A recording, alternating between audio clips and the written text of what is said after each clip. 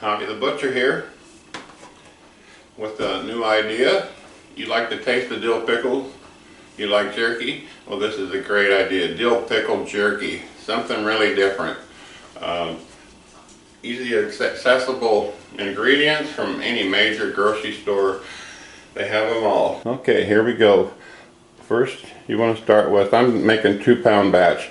You want to use at least 90% or better ground beef. You don't want to get it any fatter than that. This is 93%. The second ingredient, or the first ingredient I should say, is a kosher dill pickle seasoning mix. I use 2 tablespoons per 2 pounds.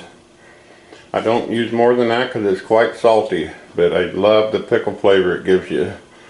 Alright, a tablespoon of black pepper, a tablespoon of garlic powder, a tablespoon of dill weed, and then a little under 1/4 of a teaspoon of curing salt you can get off the internet. That is optional.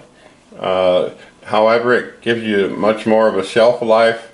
If you don't use it, that's fine, but I would recommend refrigerating it when you're not eating it.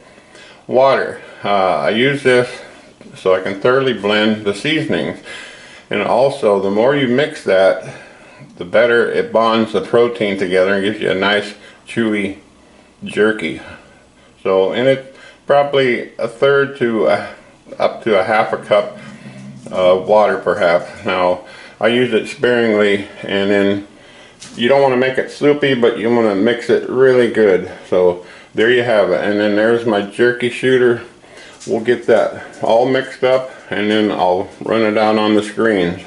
Okay, here's my jerky ran out on the screen. You can see it kind of gets a grayish brown look. That's due to the curing salt. We'll do that. Again, that makes it, helps preserve it. It'll keep your shelf life longer. It is optional, once again, but if you don't use it, I would recommend refrigerating in between you're not eating it. Alright, so I'm going to put it on my dehydrator on the full setting, meat setting, which is 145 degrees, and I'm going to check it after 5 hours.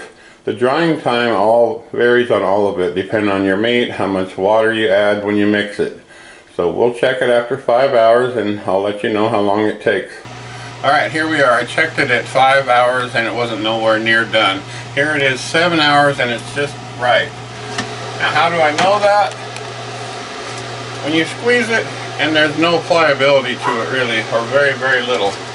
So it just feels solid, and you know it's dry enough to be called done.